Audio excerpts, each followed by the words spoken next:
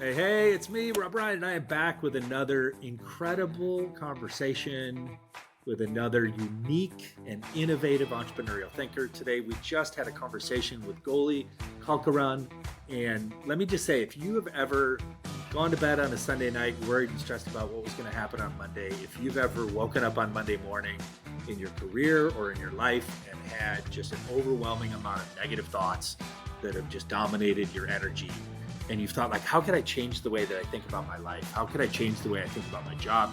Could I even entertain quitting my job, leaving my career, and reinventing myself? This is the conversation that you want to listen to. The insights, the wisdom, the personal experience that Goli went through in her own transformational life from high-end, highly educated, very experienced attorney to now entrepreneur, podcaster, community builder, and storyteller is an inspiring journey in and of itself. But at a deep level, she takes us into a lot of the details behind her thesis around intentional thinking, around what she calls an exercise called thought swapping, and just how to help people to better understand themselves. And then once they can better understand themselves, they can better understand where their career fits inside their life. So it's an incredible journey. We went on a journey today together, and I'm grateful for it and inspired by it. And we both hope that you enjoy this show as much as we did making it for you.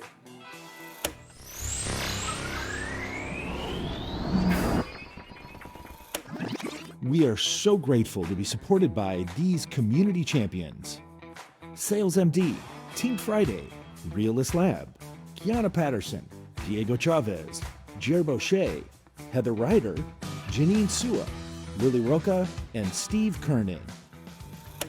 Hola, hello, hi, bienvenido, and welcome back, or welcome to Entrepreneurial Thinkers. And as you know, if you're a listener, or if you're just joining us, you're going to learn quickly that this is the show where I get to have weekly conversations with some of the best and brightest, what I call entrepreneurial thinkers across all sectors and segments of society and industry. As we come together, and I think this is probably especially important nowadays, but as we come together to try to leave the world a little bit better than we found it. So today, I'm super excited to be joined by an online friend turned real life friend. I'm soon here. My favorite, what I call online thought swapper. And she's going to teach us what that means later as we get going. She's a thought swapper and a career pivoter, Goli Kalkhoran. And let me tell you a little bit about her before we meet her. So Goli is a loving mom, partner, a UC Irvine Anteater undergrad, a proud UC Berkeley Bear law school grad, and a lawyer turned entrepreneur who believes that, frankly, just life is too short to settle for a career that doesn't bring you joy. As the host of Lessons from a Quitter, Goli inspires stories of individuals who took the leap to leave behind their traditional paths and redefine success on their own terms. She was the original inspiration for everything she's doing now. So she's going to explore this from her own lens and from the lens of many of the people that she's helped over the years. And she does this through her programs and community. She's helped thousands of folks to navigate their own thoughts about their careers and their lives. Her own journey began with a brave decision to walk away from a prestigious career in law, one where she not only worked at big law firms, but also as a public defender within the federal government, only to realize it wasn't the life she wanted. After navigating those doubts and fears that so many of us face, she came to this realization that she needed to embrace her own curiosity. She launched her own business, and she built a platform to encourage others to do the same. Through candid conversations and heartfelt advice, Goli now uses her own entrepreneurial thinking spirit via her podcast. So she's a pro at this. So it's going to be a great conversation today. And programs to highlight that quitting isn't failure. It's growth. And boy, every entrepreneur or investor who's listening to this, every just career leader can embrace the feeling that we're going to dive into today. This idea that we all believe that quitting or giving up or moving on or changing is failure. And it's not. And she's going to explain that to us. So whether it's navigating the mental hurdles of change or embracing the unknown, whether it's proving that it's never too late to pivot and evolve and build a life that you truly love, she is truly my favorite thought swapper and someone that I am finally so excited to build this relationship with and share this conversation with. So Goli, welcome to Entrepreneurial Thinkers. It's awesome to finally meet you in person. Thank you so much for having me. What a wonderful introduction. I'm so excited to be here. We're grateful for you. And everybody, just so you know, I've got a little bit of a cough just because of the winter weather, and she is definitely fighting a cough because she's lived through every mom's nightmare And every entrepreneurial mom's nightmare in the last couple of weeks of just a household wiped out by all kinds of viruses and winter colds and Yeah, we have stuff. been down bad, but we are climbing back. So I apologize for the stuffy nose, but we're going to make it through it. It's all good. All right. So there's a lot to unpack from a couple different points of view. So I'm just going to hit you with the first kind of big opening question, which is how can we all be better entrepreneurial thinkers when it comes to our own careers and our professional life? That's a great question. One of the things that I will say for my own journey that blew my mind when I was quitting the law, and to be really honest, when I quit the law, I was simply thinking about just getting another job in another field because that's all I'd ever been trained to do was just be an employee. And I truly thought I had no other like skills and talents. And one of the things that I remember, I mean, very vividly, like one of the turning points in my journey was I would go to these entrepreneurial, I started going to a lot of meetups at the time. This was like 2014. I just wanted to see what other people did for work because I had only ever wanted to be a lawyer. So I had only focused on that. And so outside of like some of the big, doctor, lawyer, engineer, like I truly didn't understand what other jobs were. I was like, I don't know. People say they're like a product manager. What does that mean? What are we managing? Hey, I still don't know what product managers are. I still don't either, too. But I was like, let me just go to these meetups and talk to people and see what they do. So I would go to different types of meetups in my area. And one of them I happened to go to was just an entrepreneurial one. And it was the funnest one I went to. And it was like everybody was the happiest and the most lively. And I was like, this is like very like different energy than a lot of the other networking events. And one of the things that I noticed was everybody I would talk to had these very interesting and at the time what seemed like to me vastly kind of all over the place backgrounds. And what I mean by that is like I would talk to people and they'd say like, oh, like serial entrepreneurs, and they would say like, oh yeah, I used to have this healthcare business. I sold that. And now I'm, making taco trucks or whatever. Right. And I was something totally randomly different. And I was like, wait. How did that happen? How did you go from that to this? And it was so interesting to me because I came from a world where you're pigeonholed very quickly. And like when you go into law, not only are you like, okay, you're just a lawyer, you pick a practice area and most people don't ever leave. Like it's once you've gotten like 1 year in, it's like it almost becomes this idea of like, well, I've only ever done family law. I can't now do immigration. I can't do criminal law. Like there's no, and I remember when I used to work in corporate law and then I became a public defender, like even then people would question me like, how are you going to go? I mean, there is a little bit more wiggle room into criminal law. Like people do leave and go into it. But other than that, everyone I was around was like, well, this is what I've done, this little thing. And that means that's what I have to do for the rest of my career. Right. And then I find this group of people that are like, oh, I tried this and then I'm going to try this. And then now I'm going to do. And I was like, wait, this is allowed? Like we're allowed to just pick something and do whatever we want. And obviously now I realize because like with business and entrepreneurship, like when you have the basic skills of how to run a business, when you understand marketing and sales and brand building and all this stuff, the product doesn't matter. The service doesn't matter. You can you can kind of swap it out. You're learning a skill and then you can use it for different things. But that freedom was so appealing to me because at the time I didn't know what I wanted to do. And it felt very daunting to say like, again, the same thing I'd done with law, like pick one thing and then you're going to do this for the rest of your life. I was like, I don't want to get into the same thing. What if I don't like this next thing? What if I pick something else? I'm curious. Did you think, like because of your upbringing and because of your kind of linear, normalized path, did you, when you were in that exploratory phase, did you think like, oh, I might have to go back to school for something else? 100%. Okay, yeah, 100%. Right. What's so funny that you say that is when I started becoming interested in entrepreneurship, when I started becoming interested in business, and I started really thinking about it, my immediate go-to reaction was I have to go to business school, right? You're so trained in this, like I need to get a degree. Someone needs to teach me. I don't know anything, right? And I started looking at business schools and I was like, okay, I'm going to go back to business school. I'll go for 2 years.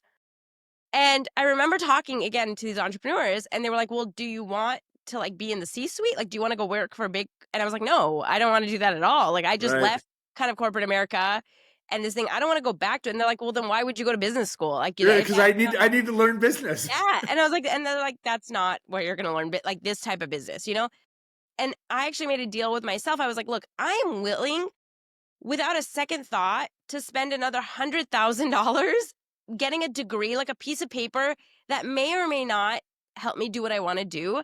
What if I take the next 2 years and whatever money I'm willing to spend and like let, my experience be my teacher, like just let Hey, myself fail, let myself do things.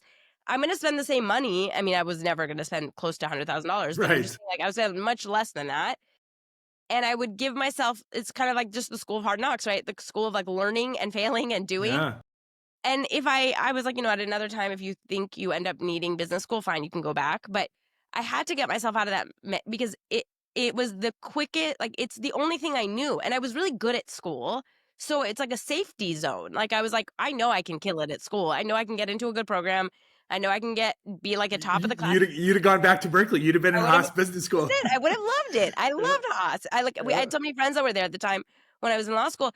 And so it was, but I knew that was just like a safety zone again. That was just like somebody else giving me the kind of stamp of approval, like you're allowed to now you're allowed to be in business because we gave you a degree. Right. And so, yes, I did think about that. But to go back to your original question, I think what shifted for me, and what I think everybody can apply entrepreneurial thinking, even if you're in a career, was like, I hate when people say thinking outside of the box, but it sort of fits in there. If we haven't figured out, I'm trying to rebrand thinking outside the box. I'm trying to take Really? I'm trying to Yes. take all those crappy words Yes, that we they're terrible. and This is like turn them into entrepreneurial thinking. Yeah. But that is one of the main things that I really wished a lot of my friends that were in corporate America knew, was like how being in an employee kind of mindset has limited us into just believing in limits that aren't really there. Like now I've, interviewed hundreds of people who have completely shifted their careers into something new.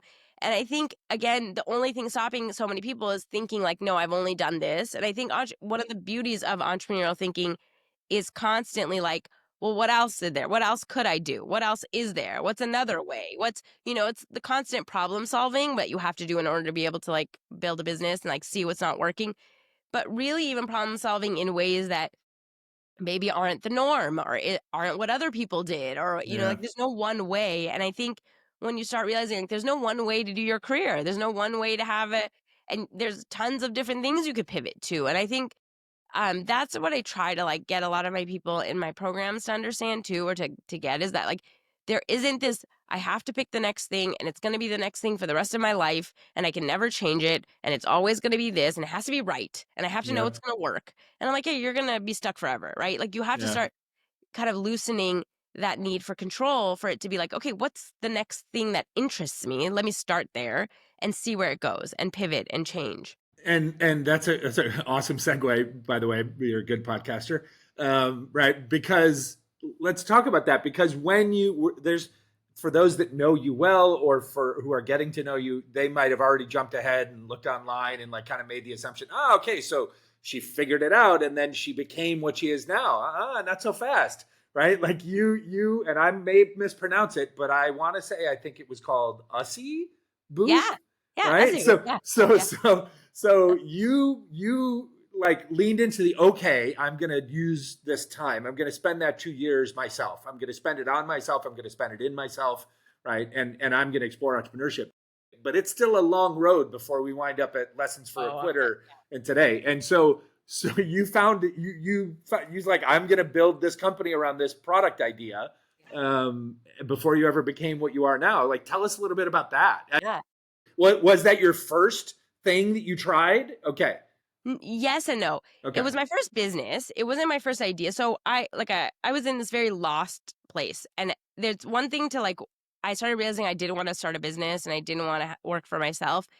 And then it becomes like, okay, but what business, right? There's like, how do you just decide?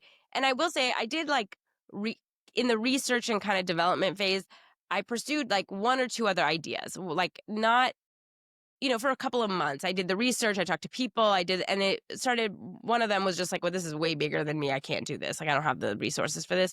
Another one, it sort of fizzled out.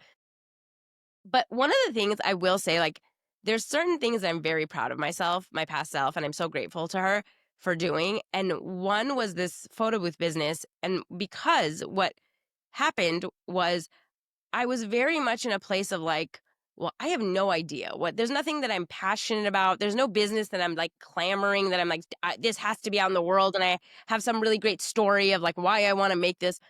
And so I was very much stuck of like, well, I have no idea. Do I buy? And I was looking at like, do I buy a franchise?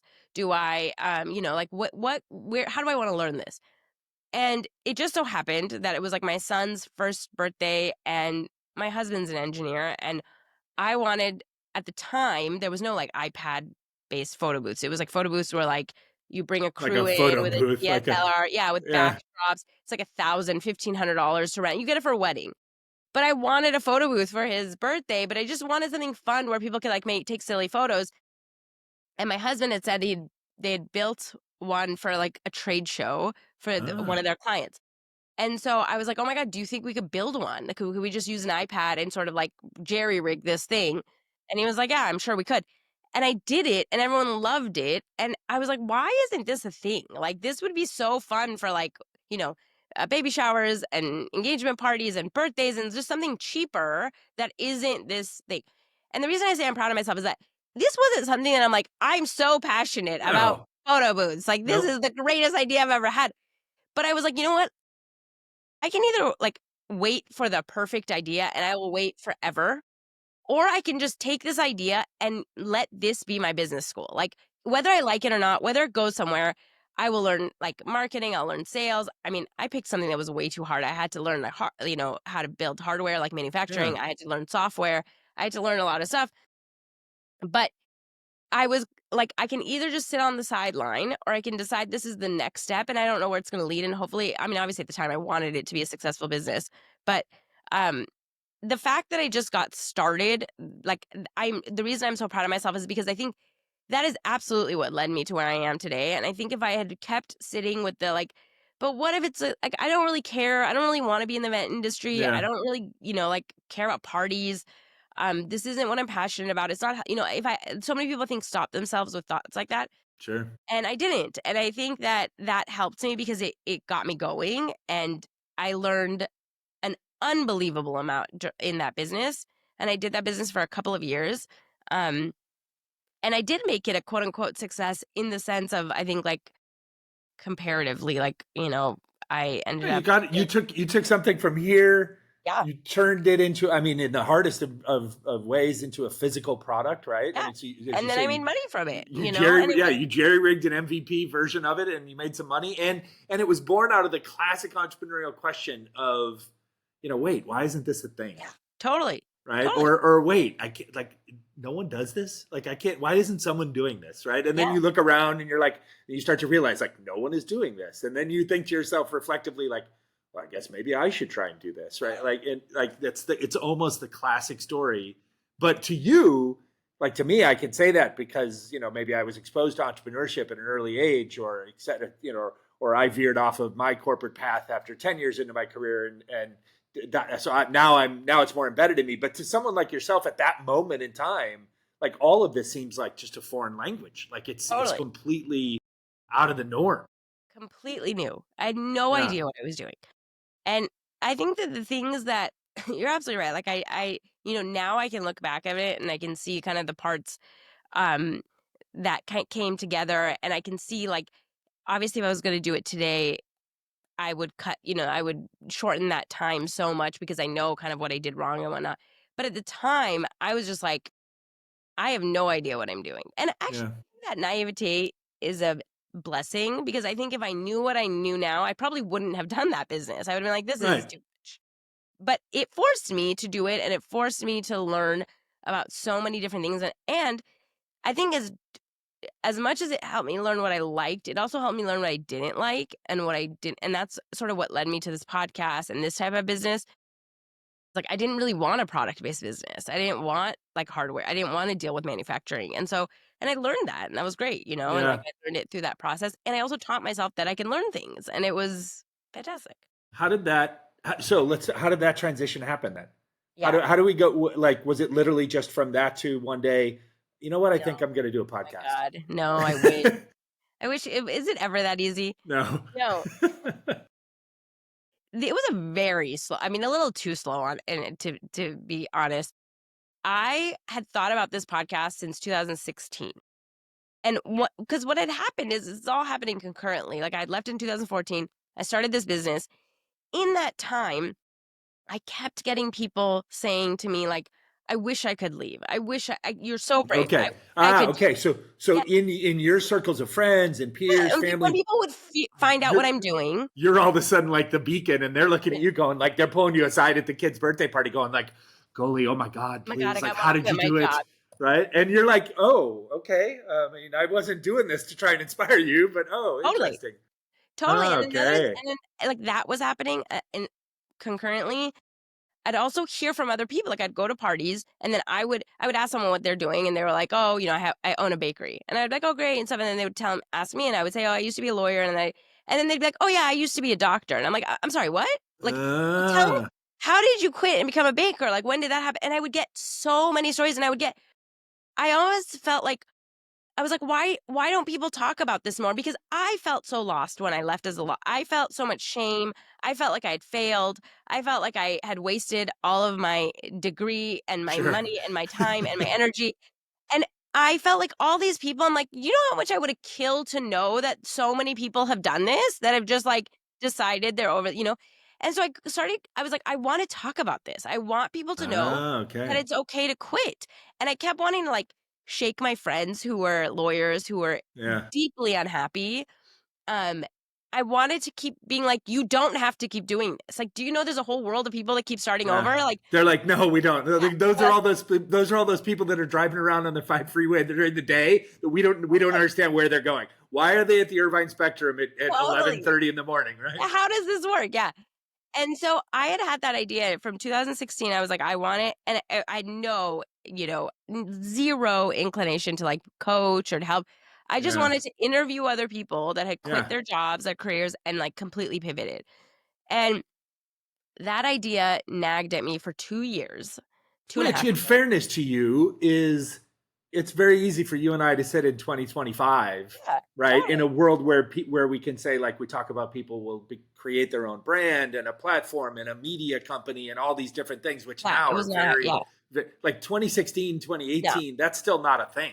Even podcasting, I mean, it was obviously a thing, but it was Yeah, very but not not every in this there sense. wasn't like the Spotify No, no, podcast no, or the big no, podcasting companies. Everybody was just doing no. an independent podcast. Yep, yep. And, you're absolutely right, and also, like, there is the realism of, like, the amount of time you have in a day. Like, I had a 2-year-old, I was building this business, I didn't have a ton of time, and that's what my husband kept saying, like, "Don't," 'cause kept talking about it, and he's like, "You only have a certain amount of time to work on this business, like, why would you add a podcast to this?" Yeah, right.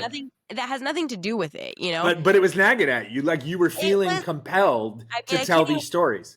it's weird because like, they tell you it's so hard when you have something, when you're like, there's something that's pulling you, and I've never felt drawn to something so much as I did this podcast. When I say nagging, I mean, it kept me up at nights, and Yeah. I remember at the time, I would, like, scroll through Apple Podcasts, like, their browse page, and the minute I saw a podcast that was, like, remotely what I wanted to do or close to, I remember this, like, pit in my stomach because I was like, "Oh god, someone else did it." Like, as if, like, I couldn't do it? Right. And as if there aren't literally like hundreds of Millions thousands of of them. other Yep. people doing it 'Cause from their unique point of totally, view. totally, but I was like, "Oh, no, that means somebody else." And I was so terrified that somebody else was gonna do this idea. And then in 2018, and again, it doesn't make any sense. I had my daughter, so I got pregnant again. I had my daughter at the end of 2017. So 2018 comes around, she's like 3 or 4 months old, and I'm just so sick of thinking about it that I was, like, telling my husband, I was like, "I don't care. I have to do this podcast. I don't know why. I can't explain it. I just need you to trust me on this. Like, I will." And I was still doing the photo booth. I was like, "I'm just gonna dedicate a couple hours a week to this. I have to put this out." And he was like, "Okay, if you feel this strongly, let's do it. I'll Yeah. support you." And so I started the podcast in 2018. And, as they say, the rest is history. But I'm just saying, like, it wasn't this, like, oh, I had this idea. Then the next month I put up a brand, and it was like, and even when I did it, I was like, what the hell am I doing with this? I had no idea where it was going to go. I had no like intention that it was That's what I going to was be. going to ask you. Like, did you, and it feels so strongly like you were just compelled to tell the stories. Like you were like, you knew somewhere in there you were the conduit for people's stories. And I'm going to put words in your mouth. Correct me if I'm wrong, but like I'm feeling the sense that you felt like, okay, wait a minute. Like if I could gather up some of these stories and publish them, then maybe the people who don't meet me at the party and ask me in the corner about what, or don't come, or maybe my friends that are the lawyers who stop listening to me, tell them that maybe they'll start listening to this, and this will be like validation. And then so it felt like you're like, I'm doing a public good, and Yeah. I'm gonna scale up this. I can't have all these conversations, so I'm gonna scale this up as much as I can. But you still didn't think of it as A the business, yeah. platform for a business and coaching and community and all that. No, and I will say, going back to the exact same thing that we were talking about with, like, solving a problem that you had.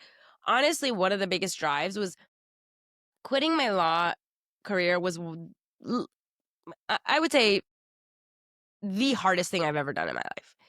And it was one of the darkest times in my life, like making that decision. I also had just had a baby and I was going through like some postpartum depression. And so it was a very, very like hard and lonely feeling time. And like I said, I had a lot of, now I know it was misplaced, like shame, but I felt really guilty and really ashamed and all of this stuff. And part of the podcast was like, I just wanted other people not to feel like that. Like once I'd kind of gone through that, and it had been 4 years, and I was really like solid in my decision to leave, and I loved entrepreneurship, and I saw how much more there was, and I had these conversations, and I was in such a better place. I knew how many people were still suffering like that. I knew how many people were still stuck in careers that they absolutely hated, that they were having like panic attacks in, that they were taking, medication, that they're depressed, anxious, suicidal. Like the suicide rate in lawyers and doctors and healthcare is so high, right? Yeah, And I kept abnormally so, hearing yeah. stories about this. And I would be like, these people are willing to kill themselves before willing to leave, because there's so much stigma and there's so much of this like, well, you're a success and you should be grateful and you have, whatever. And obviously, and I come from like an immigrant background, and there's an added layer of guilt of like, my parents sacrificed everything to come here for me, and like, who am I to just get to walk away from this and all of this other stuff. And so honestly, part of it was like, I just want to help somebody else out there. Like, I wish this was there. I wish somebody was telling me it's okay. If you've decided this isn't for you anymore, there's nothing wrong with you. You're not crazy, right? And I think I had never felt so passionately about a topic. I mean, I have actually. I was a social justice person. I felt passionately about Of a lot of course, topics. yeah, but not like so like deeply personal where you thought like I have to take action on this. The other passions are like I'm passionate about this in my work. This is my career, And I wanted, yeah, exactly. Yeah. But it was something that I was like, nobody's talking about this. And every person I would meet at a party, like when I would say, like, I literally wanted to shake them. My husband would be like, have to come to me like, Goli, stop. Stop trying to get people to quit their jobs. You have to. You're like, every party we go to, honey, doesn't have to be a conversion party. Like you don't have to. I was like, I'm trying to get everyone to quit. I was like, if you're happy, you don't have to do this, And I'm like, losing it. And he's like, quit your job, stay in your marriage. Like. And so I think that's really what was born from like this desire of doing it, was not even thinking about a business or a platform. Yeah. It was just like, why are we not talking about this? Why do we still think this absurd thing that like you picked something at 22 or 25 or 27 and you just have to do that for the rest of your life for 40 years? Batshit crazy. I'm sorry. I don't know if you guys. No, it is. Yeah. No, trust me. It's I couldn't have done a podcast this many episodes and not cussed all the time. Good. So I cuss all the time too. No, I get it. And it's funny. There's something I was going to ask you much later, but I want to bring it up now because you just kind of queued it up in such a natural way. Right. So I spent most of the last 10 years facilitating mentorship of entrepreneurs of all ages and stripes. Like, so experienced people, kind of how to get better, totally new people trying to figure out if this was their path. And in particular, I bring this example up because it was in and around across Latin America mostly. And where it was here in the US, it was with, let's call them underrepresented, undersupported communities of people who didn't necessarily have like the social infrastructure or the cultural infrastructure to encourage them. Right. So you've mentioned a couple of times, and I just would love you to talk a little bit more about it, right? Like for women, and especially women of color, right? Like, and anywhere inside the U.S. in this case, right? Outside the U.S. doesn't really matter. Yeah. Family expectations, cultural pressures, right? Like the Latin culture is like, it's just, like as you said, child of immigrants, right? You made the American success story. Now you've gone to 2 great universities. You've got this amazing career, which your parents can brag about to their friends and at the club or whatever, right? Yeah. How did cultural expectations and pressures limit you?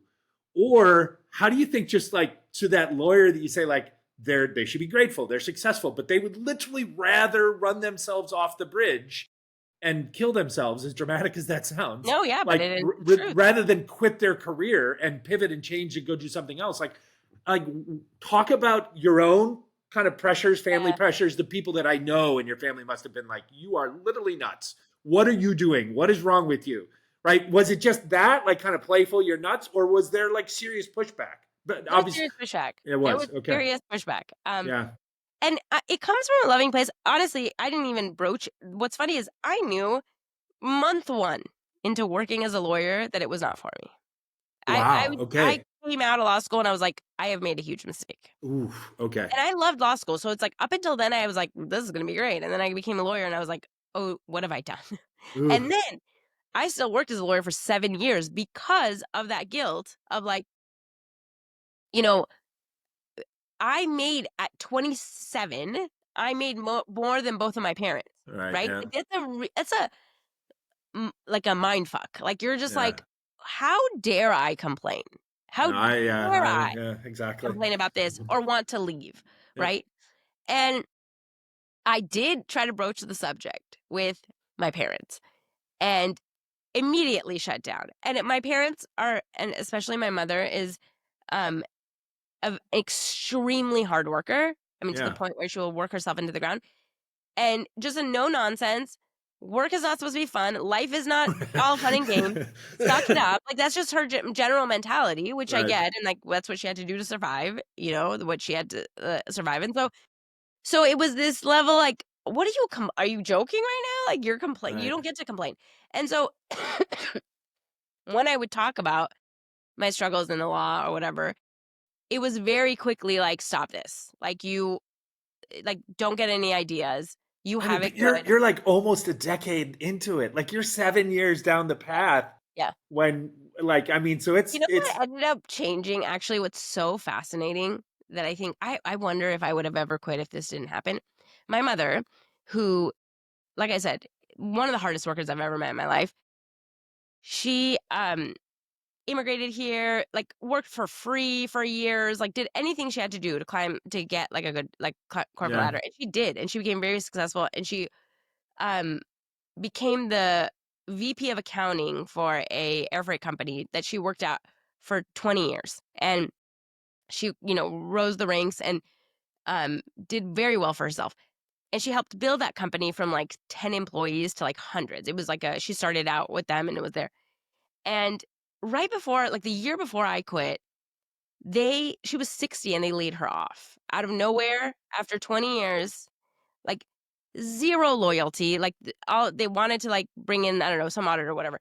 Sure. And they really like pulled the rug out from under her in her life, and it was such a jarring experience for her because all of this belief in this illusion of security, in this thing of like, if you just work hard enough, you will have a good job and you will make good money and you will do this. And they'll take care of you. They'll take care of you.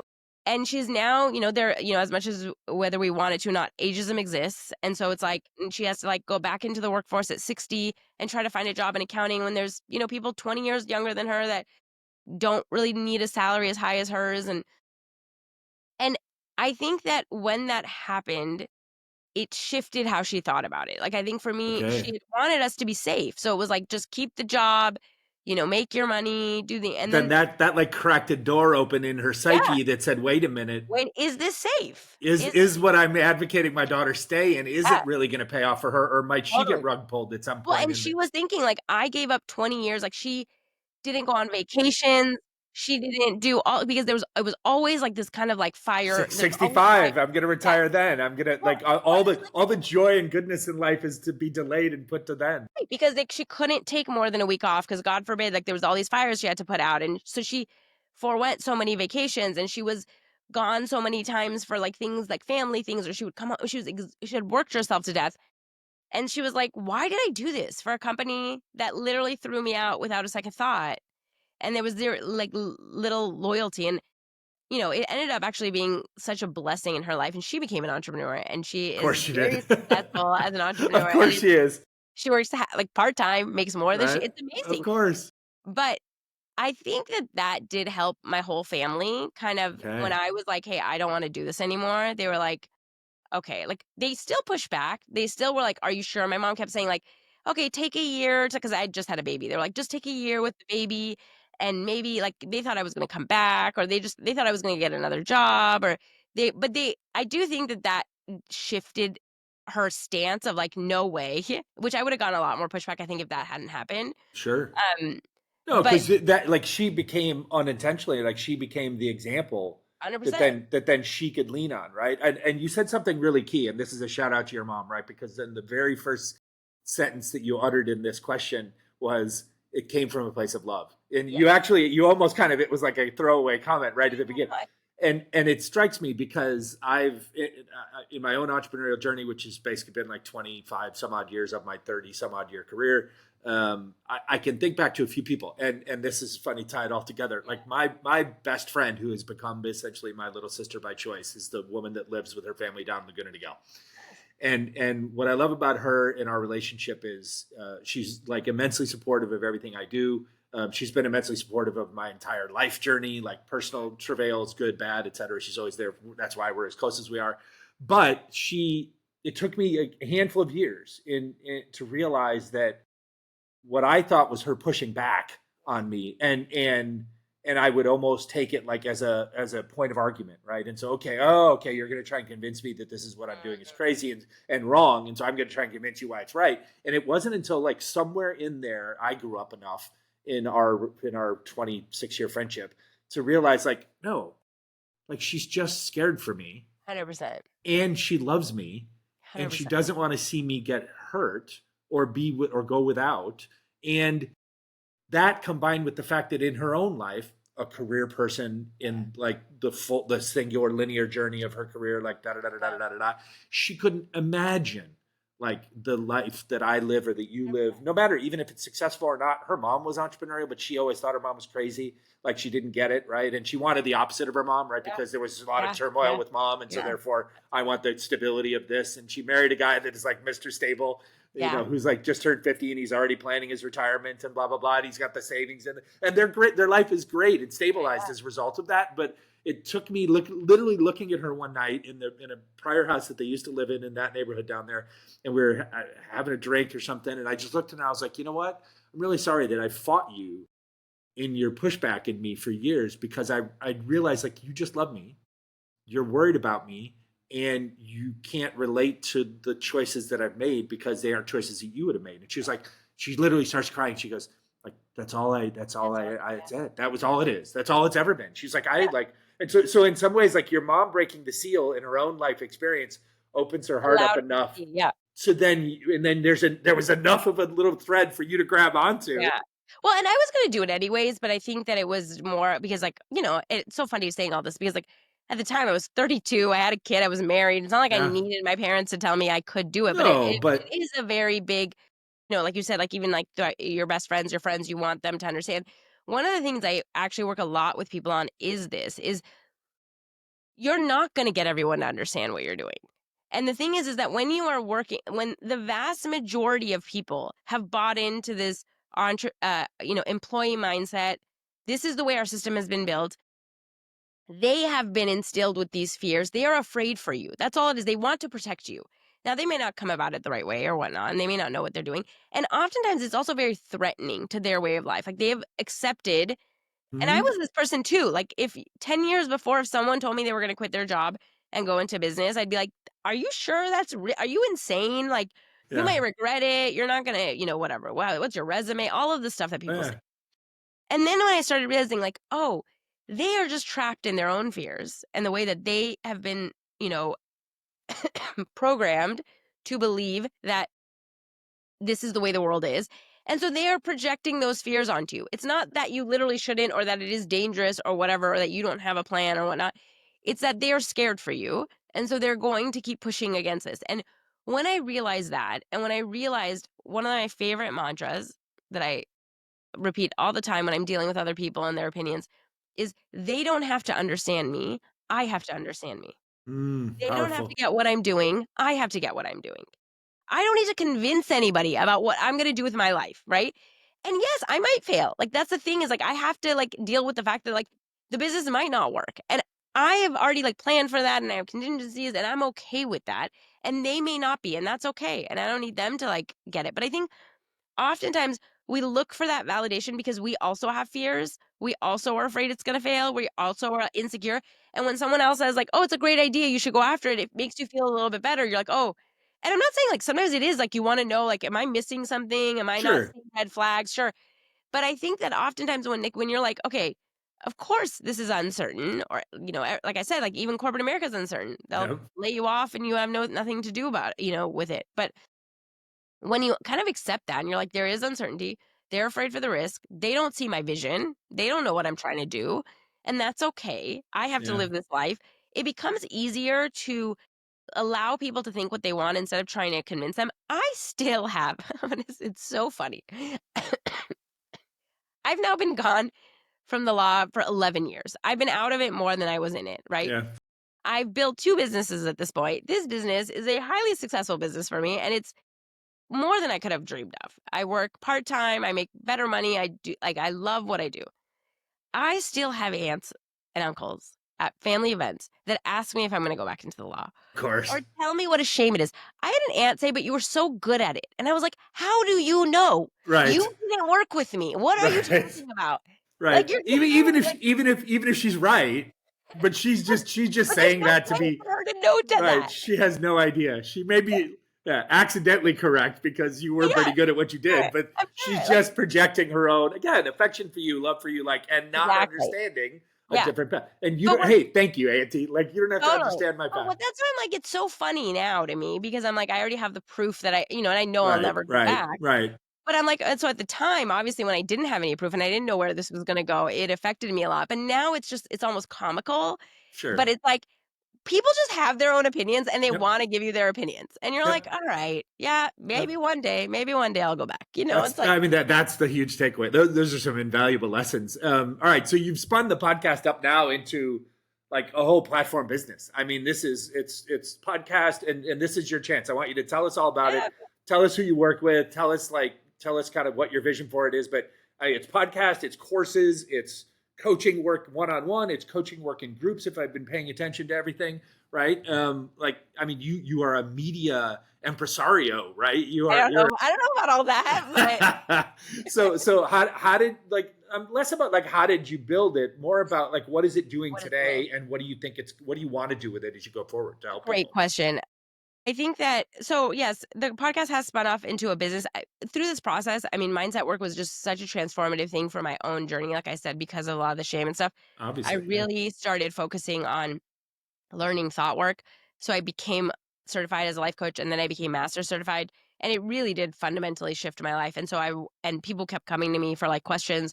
So I was like, maybe I can help people, and it sort of started very organically. Like I was just trying to help listeners from the podcast that would reach out to me and I did it for free a lot. Anyways, and then I was like, maybe I can start doing a group, and then it sort of blossomed from that. And right now, I have a membership. It's called the Quitter Club, and it's an annual membership, and it's for people who are extremely unhappy in their careers and oftentimes feel very lost and feel very stuck. They don't know what the next thing is. And so there's a lot of courses out there where like it's like if you want to build a business, but some people are just not I don't even know if I want that. I don't know what I Yeah. want to do. I don't know if I want to see it. And so I sort of help people kind of in that step before where it's like, what is it that I want for this life?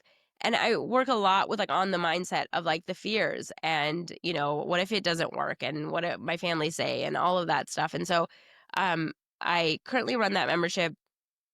And it's interesting that you ask because I think one of the things with entrepreneurship that I have learned is that for a long time I thought, okay, I just have to keep like reworking this and then I will know what I'm going to do and I will know what this looks like and it will have this path laid out. And I've sort of realized, oh, you just never know. You're Yeah. constantly iterating, you're constantly tweaking, you're constantly seeing what works and what doesn't. You're constantly like does work, but it doesn't feel good anymore. I don't like it or Right. I want to do something else, which is very actually like for me um, it it's I don't know. I find it very freeing because I feel like, and I always say this, and I'm like, I don't even know what I'm going to be doing in the next 5 years. I might not even be doing I love this. that. I love that. That's the real answer. I Yeah. love that. I'm like, I might not even be doing this platform. I might not have the podcast. I don't know. Maybe something Yeah, else will come up because there's just so many possibilities. And so even for me, I am actually in a time of like, what do I want the future of this to look like? I don't know. I do think I'm going to start doing some more smaller group kind of in-person retreat type masterminds, like more hands-on. Because I think with the membership, it's great. I think it's at a price point where like a lot of people can come get the help they need, but it doesn't allow for a lot of one work or a lot of like actually helping people like devising certain plans. It's more of them doing the work and then me coaching them. So I've been sort of like leaning more. I think I've just been leaning more into like wanting to build more like smaller communities I and love do that. that. Yeah, but who knows?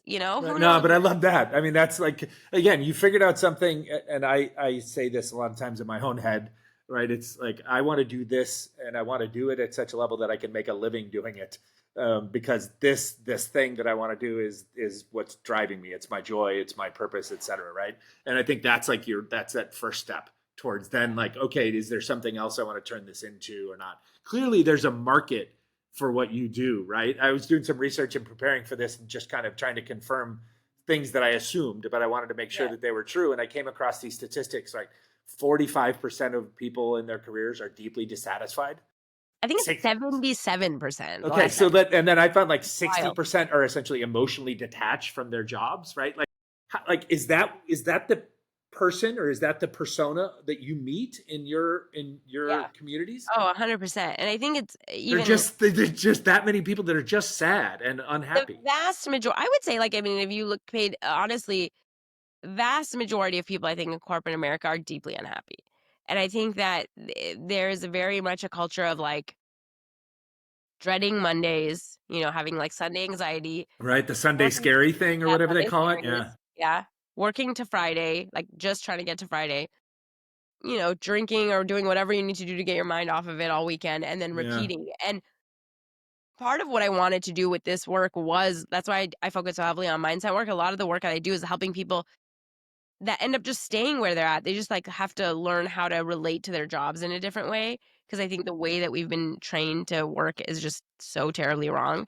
And so it's dealing with a lot of the perfectionism and the people pleasing and the going overboard. And a lot of us have like no boundaries with our jobs. And, um, and but that could be an unlock for someone. Like, that could be totally, like, they don't have to quit necessarily. They no, could just figure out how to do their professional life as part of their life differently. that's exactly what it is, and I think that's the thing is, like, I actually I shouldn't say this because my whole brand is quitting, but I actually don't care if people quit their jobs or not, like, Of I that's course. not the point of it. It's Yeah. part of it is, like, part of my like, tagline is "Quit what you hate and start finding what works," is really, like, quit burnout, quit, Right, right. doing what everybody You else could wants you quit to how do. you approach your Nobody job, but Yeah. you could keep your job. Yeah. Totally, and you might Yeah. actually love it, like, so many people are like, "I actually I love being in this profession, I wanna be in this profession, I just wanna do it without getting burned out, I wanna do it without Yeah. hating every day."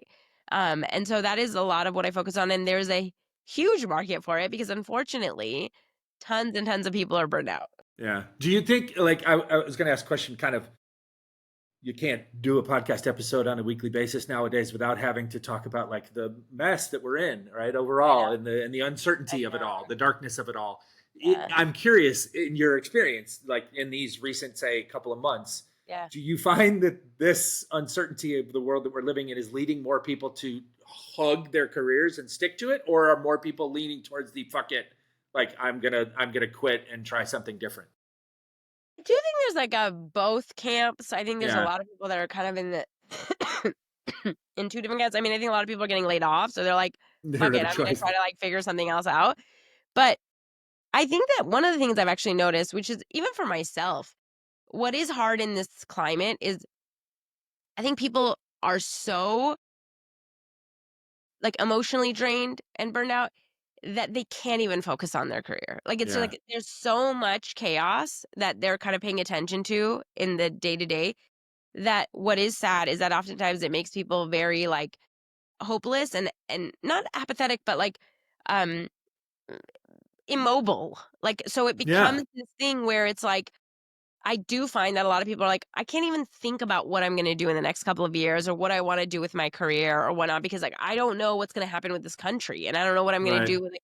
And so there are a lot of bigger questions and I'm super sensitive to that myself. Like I even for me and when I say I don't know what I'm going to do, sometimes I feel silly marketing even though I know people like do want to figure out what they want to do with their lives and stuff, but I'm like God, there's so many more important issues right now that like I, don't know if Yeah, I really right. want to Yeah, market this thing. right. Fair, but at the same token, like you have a track record, you have data to prove that that the things that you're doing are impactful in people's lives, and that as I said this in a podcast a couple of weeks ago, right? As our famed fabled Mr. Rogers always told us, right? During the dark times, find the helpers, Yeah, right? And so in absolutely. that context, you're helping, and we can't control the No, no, of narratives of course, the broader world, right? of And course. if you stop being a helpful light during Yeah. the world when it's dark, then we're in bigger problems. Yeah, no, of course. And I also like again, because I focus so much on thought work and like mindset work, I feel like it's one of the most important things in this time. I think oftentimes the reason people are so hopeless is like w- I would have been too, I think, if I didn't have these tools. And I Yeah. credit like being able to really manage my own mind around the constant influx of bad news and stuff. And so I think it is extremely helpful. I do notice the level of burnout, and I get that people are sort of in this place where they're like they can't think about it. No, not everybody. Some people are like, I am so yeah. There's so much chaos and misery that like I need to focus on like how to make myself happy in my life because I can't live like this. So there's definitely room for all of it, but No, no, 100%. And thank you for the because as an outsider, that was one of my curiosities. I'm like, man, she's living in the middle of these people that are going through this. I'm wondering, are we leaning further into like, oh man, fuck it, I'm gonna bet on myself, or are we leaning to, oh shit, I don't know what's gonna happen tomorrow? I So, definitely and it's do. both. It is both, and I Yeah, definitely think as a broader trend, if you look because of TikTok, and I think because of this younger generation, there is definitely a much bigger cultural um action of corporate America. Like a yeah, cultural, like, this is not normal. We should not be living like this. We are running ourselves into the ground to like not even make a livable wage. So there's a lot more palpable anger and vocalized anger about jobs and the lack of benefits and the amount of money and the cost of living and all of this stuff. So a lot of people are at a place where like this doesn't work and like yeah, I don't want to keep doing this. And so yeah. I definitely think there's people looking for different ways out. Two quick things before we get to our last segment. One is just a comment to validate that, right? So my daughter's 31. I said earlier or off air, she works in television industry, which I've learned through her is very much kind of almost like much more consultative and much more freelance kind of portfolio-ish than I thought it was, right? I'm a consumer of television as a Yeah. 56-year-old guy. So I just thought like everybody worked for a movie studio and like it was like a 1920s movie, right? And had a job and a boss. And it's like, oh, they do, but they don't. But sometimes they do, but then they only do it for like 8, 12 Yeah. weeks. And then, but she has used that phrase for years, which is where I caught it from, is this idea of like building a portfolio approach to your Yeah. career.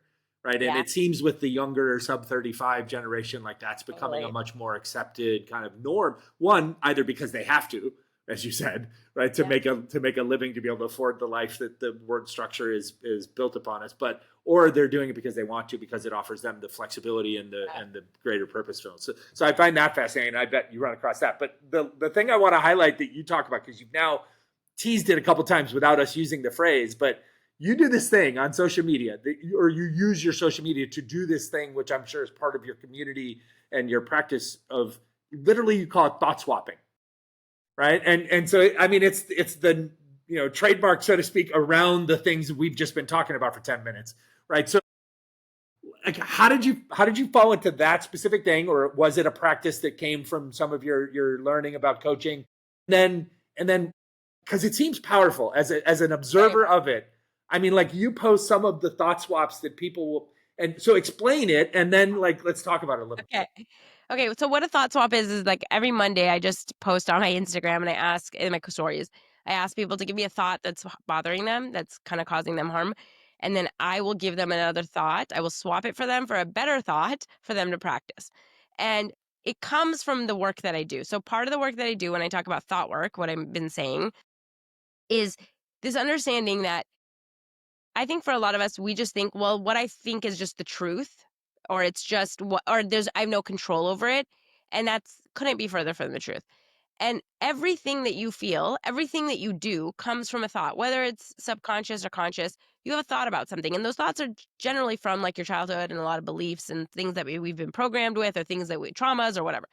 But they're there. And the thing is that when you start being able to observe your brain, you are able to change those thoughts. You are able to decide to, like, the only reason you think something is because you've practiced it for a really long time. And you can practice something else. And I teach people a model that helps them uncover what those thoughts are, like figure out like, how this thought is sort of creating what it's creating in their life. And we kind of question the thought and we try to like poke holes in it and stuff to get rid of the thought. But one of the things that I do is teach them how to think on purpose. So like how to create these intentional thoughts that they want to think. And a lot of what I do is help people um, find a thought that's like, I think one of the what people try to do with affirmations that doesn't work is they do want another thought, but they go so far from where they are that they don't believe it. So like if Right. I thought I'm stupid my whole life, if that's the thought that I've practiced, standing in front of the mirror and telling myself I'm brilliant, I'm so smart, like my brain's like, Or reading someone else's yeah, quote that yeah, yeah, puts it in a pretty picture that says you're exactly. smart. Like, but There's you like, don't know me. You're just, yeah. yeah, totally. You're like, your brain's like, bullshit. No, we're Right. not. Right. Look at all this evidence we've collected over decades of how stupid we are, right? And so you might say it for a couple times, but you don't believe it and stuff. So what I try to do when I teach people intentional thinking, or when I thought swap, is like, okay, what's another thought that's a little bit closer to where we're at right now that we can believe? You have to be able to believe it, that I can practice. So maybe my thought is not I'm smart, but maybe my thought is I have figured out a lot of things, and I have like a lot of evidence for that, right? I can find tons of evidence that there's tons of things I figured out. So yeah, maybe I'm not an Einstein, maybe I wasn't book smart, whatever. But and so for a while I just practice. Like every time my brain is like, we're so stupid, it's like, hey, we figured out a lot of stuff. We figured out a lot Love of things, that. and we can figure this out too, right? Like notice how like instantly it sort of calms you a little bit. Like it's like that thought 100%. is just like instead of all of us berating ourselves, like we have just this bully in our head that's constantly telling us how bad we are. A lot of this work is like, okay, how do I replace that voice with something that's a little bit more compassionate, a little bit more gentle, and a little bit more real? The thing is, it's also like not like you're not, you have figured out a lot of stuff. It's the Yeah. truth. It's like what I'm ignoring all this other evidence about myself. And so I help people do that. And then I just give a taste of it kind of on the Instagram where it's I like, love it. instead of them doing, I mean, I'm doing it for them, which is sort of like, part of my whole thing is to teach you how to do it because I'm not with you all the Sure. time. But it is powerful for a lot of people that are stuck in really negative thoughts to just be like, and you see the thoughts and anybody can come. It's like terrible, terrible thoughts. Like, Yeah. I'm never going to find a partner that will love me. And Yeah. I'm not I good mean, enough. it is the range. I mean, I guess it's what you would expect in humanity, right? It is the range of human disbelief and lack of Yeah, self-confidence and lack of self-awareness and lack of yeah, faith and cultural pressures and like all it's all of, I mean, and they're totally. just little thoughts. They're not like Oh, essays. They're just little like short in a social media post answers, right? So there's a certain number of characters. Yet like when I read some of them, I think to myself, wow, like how like the empathy in me just goes off the charts because I'm like that person, that woman, that man must have woken up this morning and just it hurts me to think how that person must be totally. going through their day. And then you come along and you offer them this little respite, like that says, give me that thing that scares you the most, that pains you the most, that beats you down, and I'm gonna represent it to you in a slightly different way, but you're Yeah. gonna in a believable way. Yeah. And Yeah, no, it's I mean, it's for me too, like, honestly, reading them sometimes is so hard because I wanna coach like, I wanna, like, reach out and be like, "Oh my god, why do you right, think this? Like, stop. right, What are you" you know? right.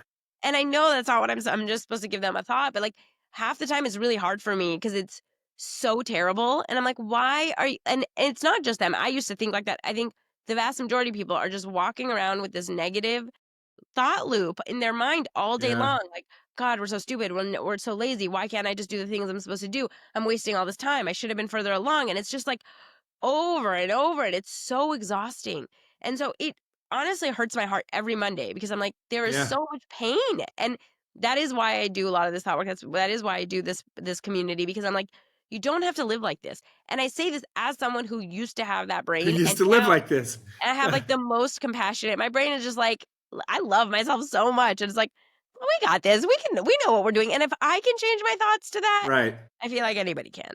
That's 100% true. It's so inspiring. Okay, last question. And this is a perfect segue off that, right? So thought swaps on Mondays. We're gonna make sure we mention the site and the pages and all the addresses so people can find you here at the end before we close out. But let's give people, Coach Goli, let's give people 2 or 3 practical steps that someone can take today to start exploring like a career change, a career transition, or just a reinvention. What a great question. Okay. I'm trying to think of like the most practical, like the easiest step that you can do. I think that okay, here's the practical step.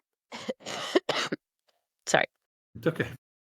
One of the hardest things that's going to happen when you're going to try to change anything is that you're going to be overwhelmed. And I think for a lot of people, that's where they stop because it's so overwhelming. You think that you need to know the whole plan. You think you need to know, have everything figured out. And there's so much to do. So it's like, oh my God, I can't even like start this. And so we never start.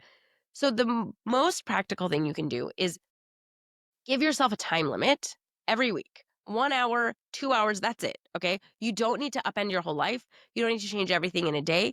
But find whatever it is for you. Maybe it's 3 hours. I don't know how much time you have on your hands, but let's say you say 2 hours a week. Schedule it in. Those 2 hours is when you're going to think about, when you're going to sit and you're going to do whatever it is for your career change. And that's the only time you get to do it, right? So after that hour is done, we're done. We're not going to like make ourselves sit at the computer for 8 hours after we've come home from our 9 to 5 and we're exhausted because as soon as we do that, we're going to burn out after like 2 weeks and we're not going to do it.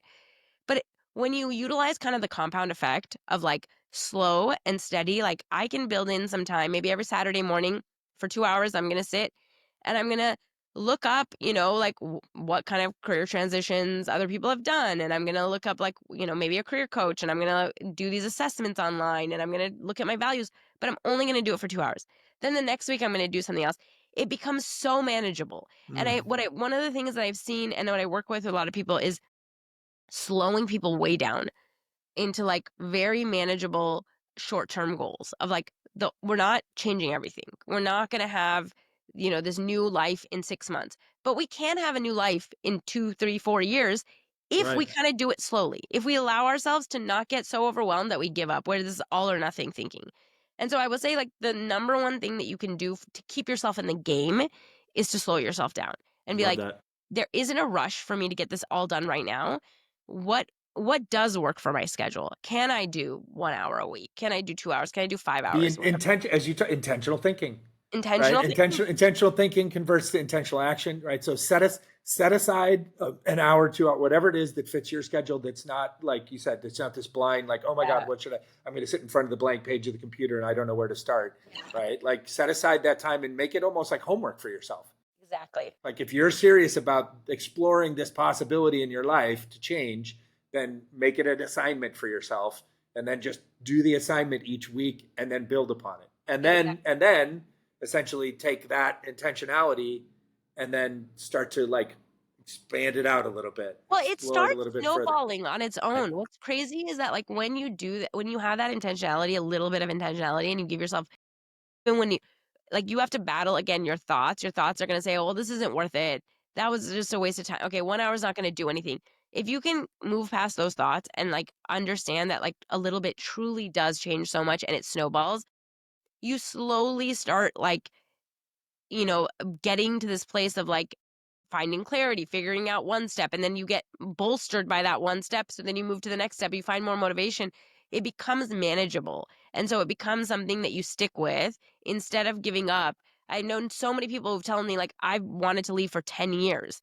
And they haven't done anything with it. And I'm like, if you had started a little bit, right, in 5 years, you would have been gone. Like maybe because like normal people, the only thing they'll do with that emotion and that energy is they'll seek out Goli at the party in the corner, and they'll know that they can offload that to you that night, and then they go back and then they self-medicate through the weekend, and then they go back to Monday and they're back at work and they're like, but they don't talk about it. Then they see you again at the next party and they're like, okay. So and instead of what you're saying is like, hey, do yourself a favor.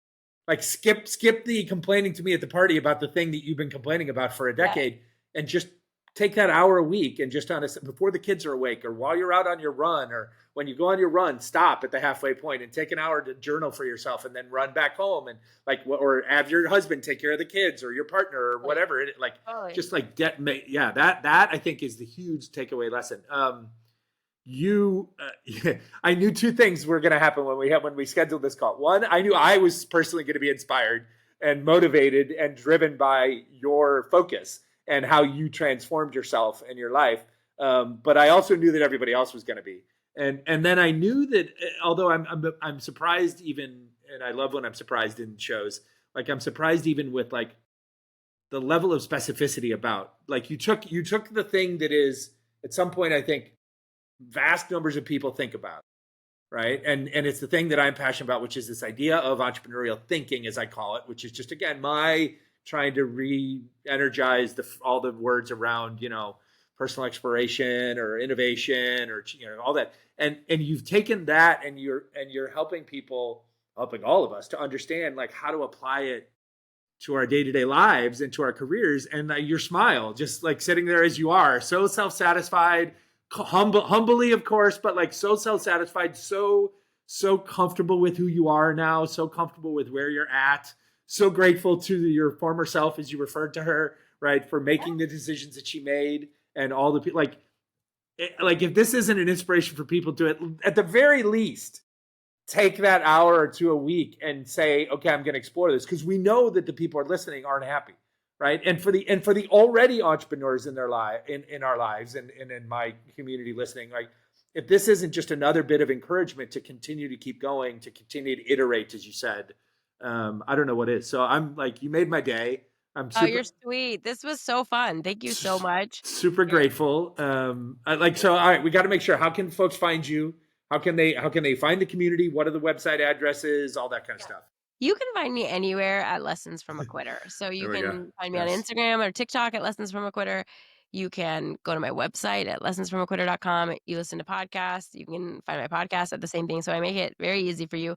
The membership is on the website, so you can look at the coaching under coaching, and you can, if you want to like join the Quitter Club, you can sign up for the wait list if it's not open. But this has been super fun, and I mean, you're way too kind and extremely generous with your flattery. But what you said is really fast. It's probably the best compliment that anybody could ever give me, and is like sort of sitting here in my self-satisfied or like kind of comfortableness within myself.